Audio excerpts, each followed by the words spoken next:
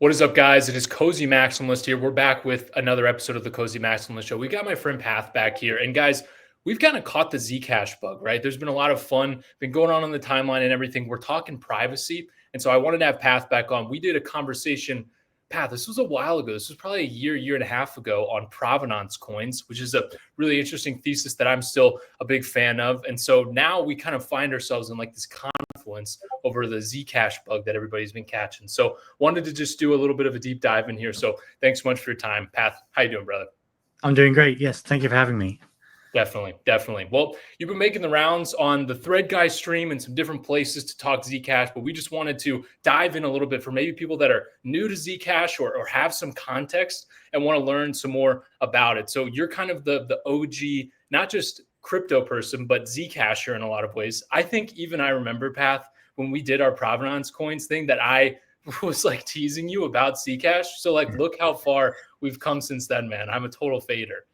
But it's great. It's great. So let's dive in. I wonder, just going back to, I think it was 2016 when Zcash launched. So can you maybe just tell us about like what were the early days of Zcash like on the timeline, looking back almost a decade ago? What was kind of CT's like early reaction to it? So the Zcash launch, it was very hyped, but they it's proof of work coin. Most tokens nowadays, they do an ICO or they do. It's all like VC allocations or airdrops and so on. But the way coins were allocated back in the day was that you would have to mine them with proof of work. So you'd have to set up a computer. And so with Zcash also had a slow launch. When you're mining something, if you just launch it, you can get insta-mined, which means if someone connects to the network just before everyone else, they can steal a bunch of blocks and mine it all on their own and get an unfair share of the supply. And so the way they stopped that was the beginning of the emission curve was significantly slower than it would be normally. And so that meant that you were mining like a fraction of what you would normally be mining. And so the result of that was that there was almost no supply on the market to begin with. That's why if you go all the way back to the beginnings of the chart, you'll see it's like 3,000 Bitcoin or something or whatever. That's why it was trading so high, because there were no coins available for the first like month or so. But yeah, all that hype around the launch, you couldn't just go out and buy the token or like full port into like an ICO or something. So instead, people had to invest in miners and find people who actually knew what they were doing with the miners at scale as well, because it's not just like you click something to buy it. It's fairly complex. So people put a lot of money towards like cloud mining with various different companies, most of which aren't around anymore. I put some Bitcoin with a group of other people on CT. Not So Fast was one of them. We kind of pulled our money together to fund this guy who'd been talking about Zcash for years. It was called like Zero Coin, and he knew what he was doing clearly. And he had experience mining Bitcoin, and he set up like a private like mining operation. But then he just disappeared with the money. So Dang. Yeah, got a bit burned at the start there. But yeah, so after the launch, the price, it went down to like $4 million market cap or something. And then it turned around, and the hype was kind of just, it was waiting for the market to put in some sort of bottom, and it decided that was the point. And then it went to $800, I think, in early 2017 sometime. And yeah, but because the mining emissions were so heavy, it's gone down since then. Yeah, no, right on. And I think that's just one of the most interesting things is that, so this is one of the memes, or I think it's legitimate, but it's also a meme, right? Is that, Zcash is coming out of this 8-9 year consolidation, right? Where it's been super fair. People have been mining it. People have been accumulating, but it's a fair distribution. Almost like people say fair launch now with like meme coins or whatever. This is like the original 9-year fair launch, right? And so people have talked about, how Zcash, I mean, Kobe's tweet, right? Zcash always marks the top and stuff like that. But in this way, I wonder, like, why do you think that Zcash is catching now? Like, it feels like this is more than just like an ephemeral pump, even though we might be going into maybe like forming a bottom here or whatever it is. I have a lot of thoughts on why I think, but I would love to hear your thoughts on, why now? Like, why is the privacy thesis clicking? Because it seems like more than just like KOLs that are like going to try to pump and dump it. Yeah. So like, Zcash has like a perfect level of privacy. It's a really important tool for the modern digital age. That's why I've been a fan of it for so long. And as privacy gets talked about more and more across the world, it's people are going to turn to Zcash more, right? I think there are several reasons why it's popping up at the moment. Some are kind of internal to the crypto industry. So Bitcoin's having a bit of a fight with itself at the moment in the development community about spam and pruning certain transactions and so on. And really, that's kind of, it's an example of how unable they are to adapt to new things. So Zcash was originally developed as the zero coin protocol. It was going to be like an add-on to Bitcoin to enable privacy for Bitcoin.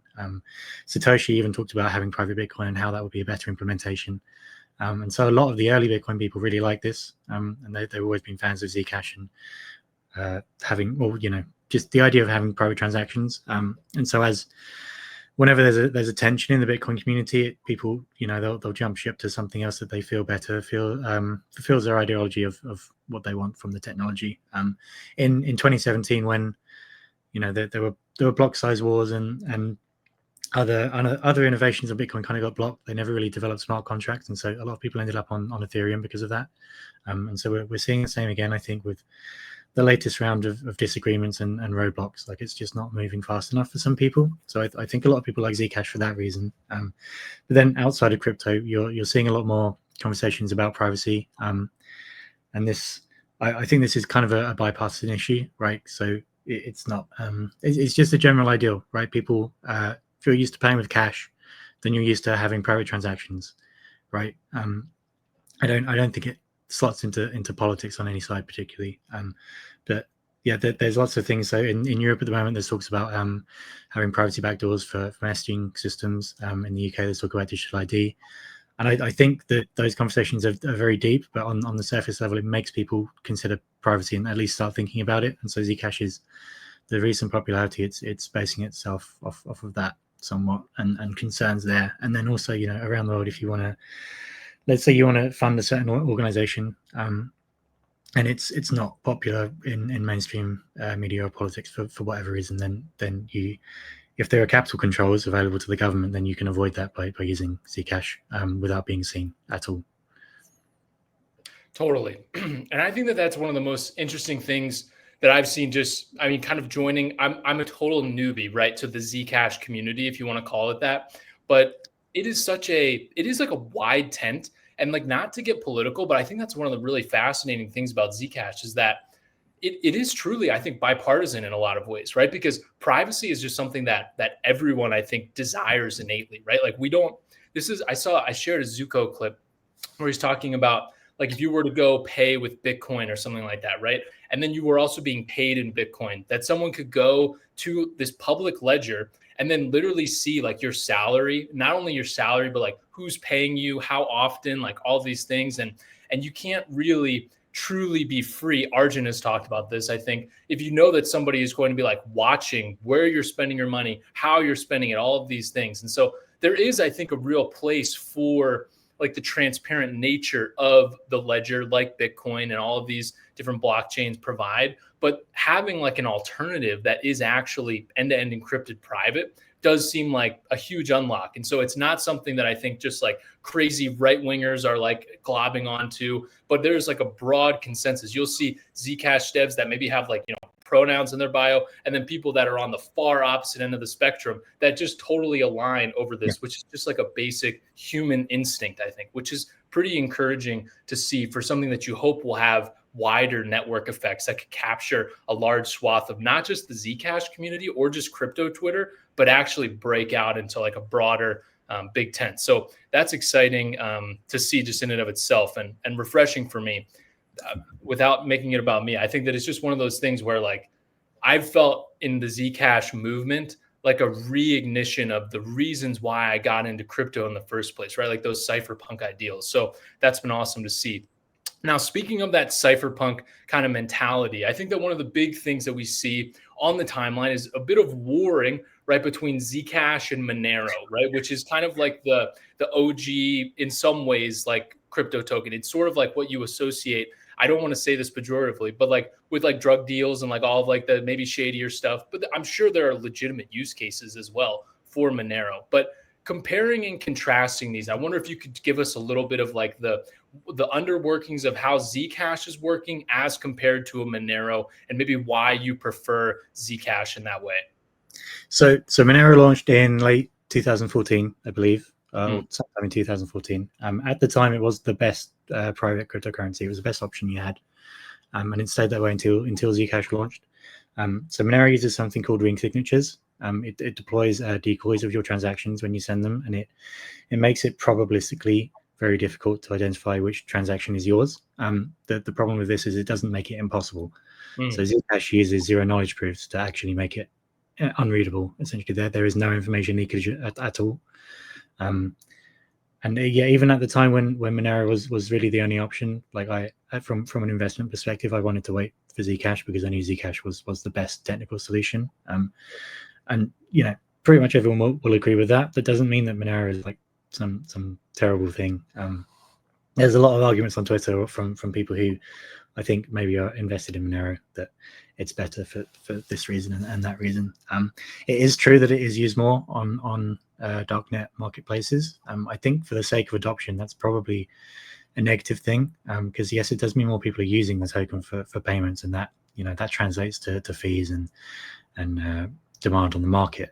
But it's better for the token to just be associated to like the ideal of privacy, which I think Zcash has achieved that more than Monero has, and it allows it to be adopted more easily than something that's associated with illicit activity. And so I think if you want to bring freedom to as many people as possible, then Zcash is the option. So the other main difference between Zcash and Monero is that Zcash, you have the option of keeping your transactions public and transparent. So you can use something called a transparent address. And so if you do, for whatever reason, want to be compliant and want to, show proof of funds, for example, if you're an exchange, then you can publish that and you can sign it just as you would a Bitcoin transaction. Yeah, and that's the piece that I was going to touch on with you. I think the transparent addresses are, I think, a pretty common FUD vector for Zcash, right? Like this idea that it's not it's not private by default, right? And so in that way, I think that most Zcashers would say that that's actually like a feature and not a bug. Would that be your sense as well, that there's actually a virtue to being able to go public, but then also have the ability to kind of shield your transactions or your holdings? Yeah, I have. I prefer the ability to be able to choose. I think so. The main counter argument to it, which I think it used to have some weight, it doesn't anymore. I'll explain why. So Monero people would say that it's bad that you have transparent addresses because it means that not everyone on the chain is using the anonymity, and that means that there is information leakage outside of the anonymous pool. So if you're not using it properly, then you're essentially like damaging your own privacy. So there is truth to that, but the way that's solved is at the wallet level, at the user experience level. So recently we've seen something called Zashi wallet really blow up.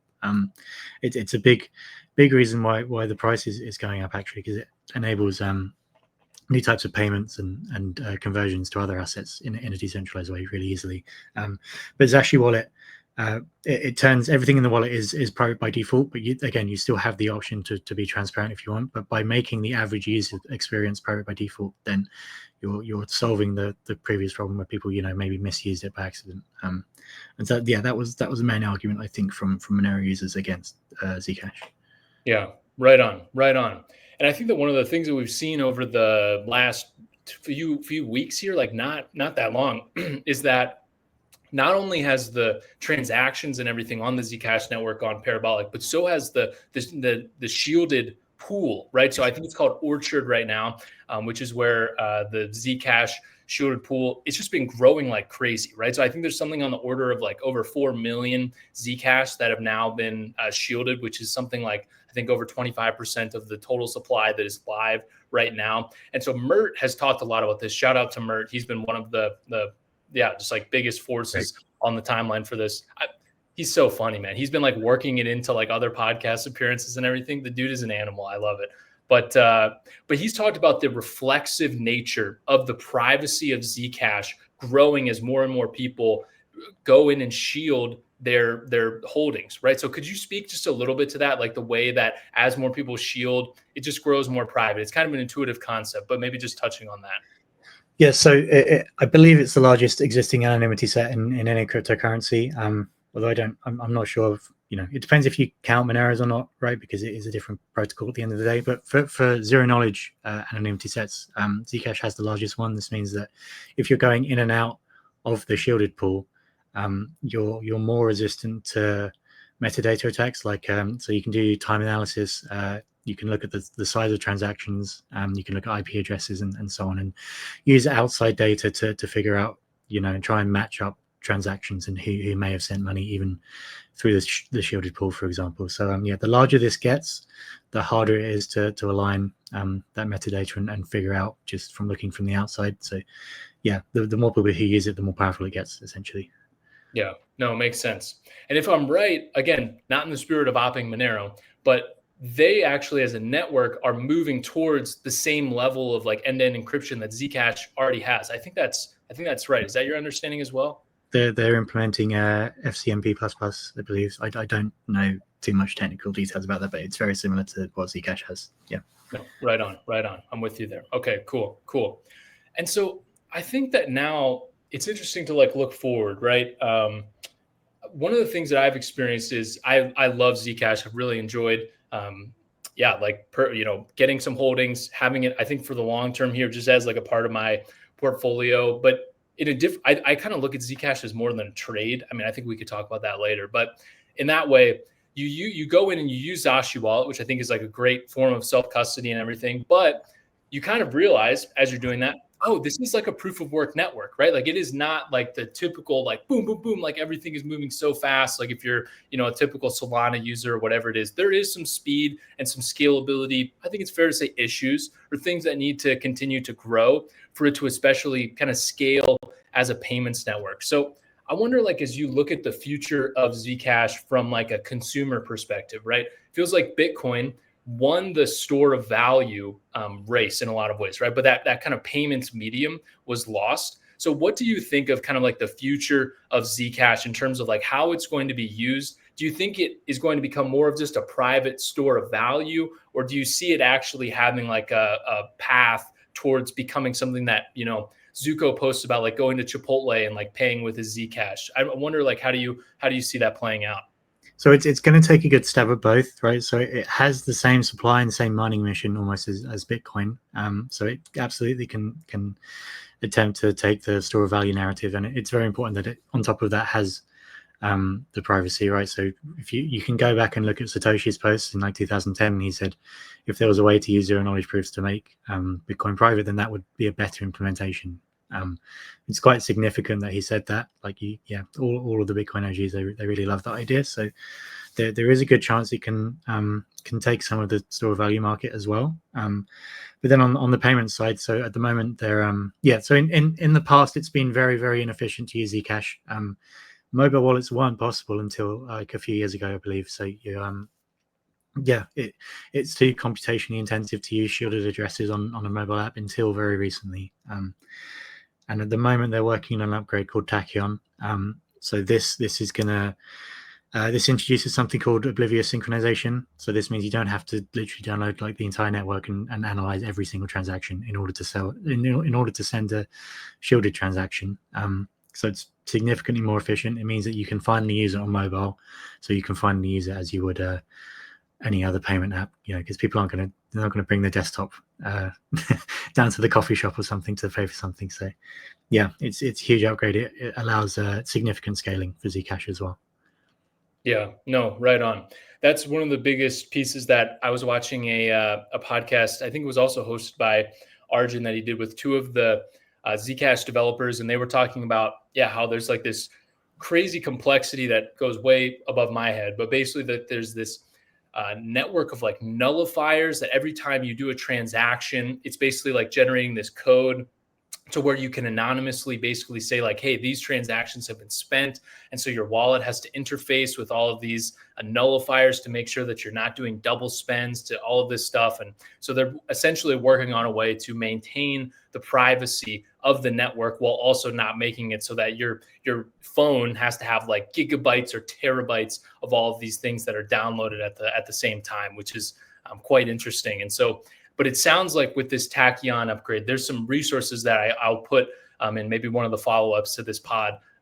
There's a good write-up on it and some different things that basically there's a path for Zcash to get to a place where it can reach comparable transaction throughput with like the modern payment rails that we're used to, but have it still be done on a blockchain without a third party, credibly neutral, all those things. I actually don't, I've heard talk of this. I don't know if you know about this path, but does that involve a shift away from the fully proof of work model? Like, would there be some hybrid proof of stake in this regard? Maybe you could share a little bit about that if you know. Yeah, so there was a lot of conversation around this even before Zcash launched, actually, because they wanted to go with, whatever. There's lots of idealism kind of around it, but they ended up at the beginning going with proof of work because of the fairness and because I think they had a lot of backing from OG Bitcoiners who prefer the proof of work system. They even went for UPAL, so I believe the proof of work, it discovers like useful prime numbers. I think that's what it is. But the idea, the roadmap has always been that eventually they would at least get to hybrid proof of stake, proof of work. So proof of stake enables. I don't know if your audience knows about proof of work, proof of stake, but yeah, proof of stake, it's significantly less energy intensive. So 99.9%. You don't need a whole mining industry on top of the chain anymore, so it makes it significantly less expensive for the holders to support that. And also the holders, essentially, if they want to run nodes, they become the network, they become the validators, and so they actually get power over the network that they wouldn't have in a proof of work system. So it's definitely in the economic interest of the holders to go for proof of stake, and it's a lot cheaper in the long run. They want to. It's very difficult to make the transition though, because you have to kind of kick the miners out, which is not easy to do. You have to. It took years for ETH to do it, but yeah, I think they are going to move towards that eventually. And yeah, and I think that makes sense to me. And I wonder, like, without diving too deep into the complexities of all of this, like, I wonder just if you're familiar with this, like, is there something, okay, so my sense is like, okay, you've had proof of work for 9 years, right? You've had like this very fair distribution. A large portion of the network has already been mined and distributed in a fair way. But now you're moving to proof of stake. It seems like if you can get all of the stakeholders involved, that in some ways you're getting the best of both worlds in that way, because you have a proof of work distribution and then you move to like a proof of stake, kind of scaling solution. Is that how you would see it? Like, is there something that's lost in moving away from the proof of work network, or how do you see it in that way? So really, yeah, the main argument, the only thing that proof of stake cannot achieve that proof of work can is the distribution, right? Mm-hmm. That's always the reason Bitcoiners haven't liked investing in altcoins is because if you spin up an altcoin with proof of stake and like you have a VC round or something, it's a bunch of insiders having most of the supply, and then they also have the power to generate further supply through running a node, which is it's not organic if you do that. But because it has the proof of work distribution now, there's no argument against that anymore. But then in every other economic sense, proof of stake is better. There is you can say like that there could still be centralization through proof of stake and collaboration more easily, but at the moment in proof of work, in Zcash, one of the pools has more than 50%, which Bitcoin has, that's happened to Bitcoin as well. So this is via BTC that has more than half of the Zcash hashing power at the moment. So there's still centralization concerns in proof of work as well at the end of the day. And I think in practice, proof of stake has done very well, right? There's always been like, this could go wrong and that could go, but proof of stake is actually very secure. Monero's proof of work, and it recently got 51% attacked, which wasn't like fully successful in destroying the chain, but it's still a vulnerability that you have to think about. And with proof of stake, because you align all the economic incentives, it's significantly less likely to happen outside of like The only way it can really go wrong in reality is if an exchange has a significant amount of the token, and it's very centralized, then that exchange is like a single point of failure for the chain. So you need to prevent that from happening. And so if you get people to self-custody their tokens, then that's a defense against that. But yeah, outside of that, I don't think there's ever been a reason for proof of stake to be attacked. Yeah, right on. Makes sense. And I think that so one of the really interesting pieces of dabbling in privacy, right, is that I feel like when you really lean into the cypherpunk, kind of like what we talked about with like, decentralization, credible neutrality, all these things. I've really felt this as I've been talking about Zcash is it feels subversive in some ways, right? Like subversive of like the government, traditional systems. I don't think it has to be, right? Like we have cash in, I think, most first world societies for a reason, right? Like I should be able to go to the bank, withdraw an amount of money, go and pay somebody at a vendor thing or whatever it is. Hopefully I'm still following the rules, paying my taxes, doing all those things. But we have this for a reason. It should be human rights in that way. But you can see all of the reasons why governments would be upset or afraid or unhappy about these things. So it feels like we're at a place in the adoption curve where maybe we haven't caught the attention or whatever it is. But Zcash seems like at the same time, like it's fulfilling the desires that a lot of people have for crypto, but also kind of fulfilling the worst nightmares of like what we've seen a lot of legislators and people like talk about why they're concerned about crypto. So in this way, we don't have a crystal ball, right? We can't tell the future, but I wonder just like, how do you see this kind of playing out? If Zcash and these privacy, different technologies do really take off, what do you think we're kind of looking at in terms of like the future of how this adoption looks like with regard to still being compliant and wanting to be inside the law in the ways that we can be? How do you foresee that kind of battle taking place? So, I mean, encryption kind of did the same thing with information in general, right? And because it's mathematical at its core, you can't stop it. Yep. I think Zcash probably will take the same, it has the same advantage. The difference here is that it requires an on-ramp in order to be investable, and that's how most of the value kind of accrues to the token. And it's significantly easier for a government to shut that down than to like ban all computers or something ridiculous, right? So I think it's more realistic that it could get banned than other forms of privacy. At the same time, in the current administration, we have most people follow America's lead in the West on how to treat these issues, and with the Trump administration, clearly he's very, very Bitcoin friendly. I know the Winklevoss twins were at I think he had like a gathering of crypto people, and they're very big investors in Zcash. They've been supporting it for a long time. They stopped it being delisted from Binance, I think earlier this year even. that's how down bad it was even recently. But yeah, I think there's no better time to really push the privacy narrative. If it's gonna make a run and try and cement itself and become like immovable in some way, then now is the time to do it. There's always going to be concerns from government about obviously tax evasion is one thing, but they're more concerned about like counterterrorism and other activities that it makes easier to fund that have like a national security element to it. So really that's the big thing that they want to stop, because with banks, banks can still be corrupt, but they can at least like look into their systems if they want to. So this Zcash is like a complete blanket over the intelligence that they would gather from those sorts of institutions. So that's why they would be against it. Yeah.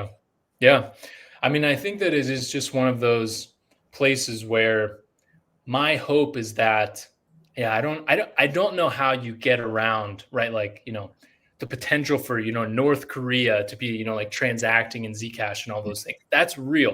And I think that there's a degree of concern that we should have around that. But at the same time, like the alternative, I don't think can be just saying, well, we just throw up our hands and give up, right? Like there's just no ability for the public to be able to transact digitally in a private way in something that I think is, again, like just a basic human right, something that we should be able to offer to all the people of the world, and kind of the promise of crypto without getting too idealistic, right? Because there's always going to be challenges in that way. But if ever there was something that I hope that CT will kind of unite over, it could be in that fight for privacy and everything in all of the legal and good ways that we should go about that. So I'm right there with you. Yeah, I mean, that's about the extent, but I wonder just maybe to close your path. Like, it seems to me that there's been this confluence. This is where it's been so interesting to me. And I don't want to borrow conviction, but there's been a lot of, I think, really sharp and smart and kind of, even legendary in some ways, like people that have come onto the train, right? Even outside of crypto Twitter, right? Because you have people like Naval and Balaji and these guys that are big old head Zcash proponents, right? And that will even like, I've gotten some Naval likes on my tweets. That's an awesome feeling, right? Like you're like, wow, this is something maybe bigger than just, I don't even know, like, Shiba Inu coin or like whatever it is, go and run with. So in that way, I mean, would you say that this is kind of more of a trade for you? Does this kind of feel like something where it's like a bit more of like a different, this is almost like fighting for virtue or like something that's kind of right to you? Like, how would you describe this as like a trade or like a holding and how you hope to, like steward the movement going forward? It's very cypherpunk Zcash, and that's I mean, I've been holding this thing for very, very long. I've had Zcash exposure for the last almost 10 years now, and it's been terrible for my portfolio. So I absolutely believe in this space, like purely on a technological and almost idealistic level. I think it's very important that this exists, and I think it's a very well made tool for people. So, I like if you go back in time in 2015, Bitcoin went sideways at like $200 for a whole year, right? And I didn't, because I always, I was like, well, this is still going to be useful. I still believed in it, even though the price wasn't going up or moving at all. And it's been the same for Zcash, right? It's the same. You have a thesis, and it's based on like things that don't really change. It's like it's a tool for good in the world. So you don't give up based on price action, really. And like people, you can clearly see it's like a cultural movement in some aspects. That's why all these people are getting involved. They can see people have used science to create and enable freedom for people in an open source way. And that's really, people love that just naturally. It's really hard to argue against it, I think. Yep. Nope. I'm with you. And I think that I can just say for myself, without I think either of us giving financial advice, which this podcast is not, right? But that diversifying your portfolio with something that you actually believe in, right? Something that you actually think is going to be like a net good for society. That's a comfy hold, right? Like that's something that, well, even if it's not the comfiest when you're looking at your P&L, right? It's something where you can feel like, okay, this is actually something that I believe can be a net good for society. For myself, I'm like, this is actually something that I feel like I can tell, my father-in-law or like my friends or whatever it is, hey, you should maybe consider like adding, 1, 2, whatever percent you're comfortable with of your portfolio.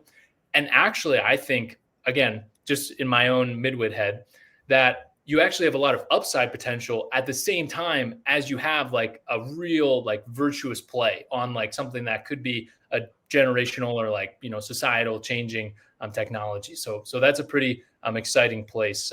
I don't know, Path, maybe this is hard, but I just wonder, like, if there was somebody who was just getting into Zcash, right? Like maybe they've discovered this podcast for the first time or whatever it is, like, how would you encourage them to like go down the rabbit hole? Any like resources or particular people that you would recommend that they go follow or check out?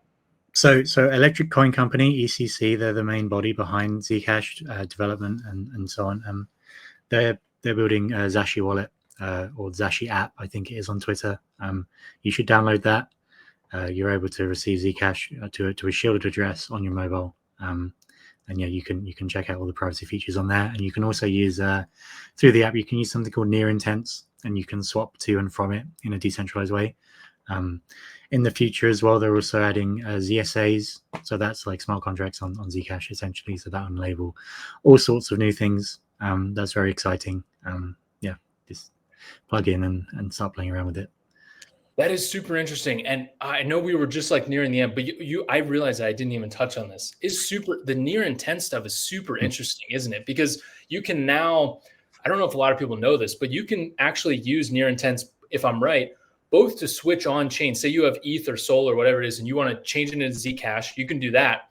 But I think now if you have Zcash, you can actually swap it to Bitcoin and ETH in a shielded way, like in a private way, which is all could really open up a lot for like DeFi and stuff, or even not just DeFi, but just like the ability to transact or hold different coins in like a shielded way. So that's a pretty big unlock that Near has enabled as well, which is pretty cool, and something that you guys should definitely go down the rabbit hole of as well. So it feels like we're just at the beginning, where there's been like these huge UI improvements. There's been these integrations that are just the beginning, and there's people that on Solana, like Mert and everything, are actually really working to ingrain this into the fiber of what crypto will be going forward. So yeah, definitely go check out the Near intense aspect of Zcash too, because there's a lot of cool stuff. And I also think that this is maybe just, we'll close this as an addendum, but yeah, neither of us are like paid or sponsored by Zcash. Right? Like, we're just community members. Where is it? You're like the OG community member in that way, where I've paid them. That's right. That's right. That's right, man. So true. It's like when you buy the top of a meme coin, it goes down.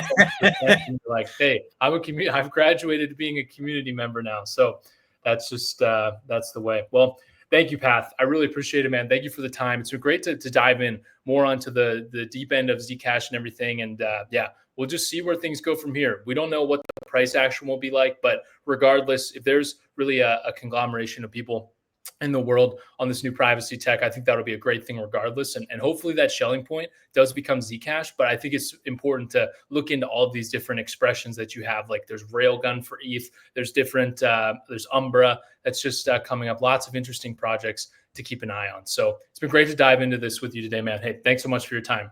Thank you for having me on.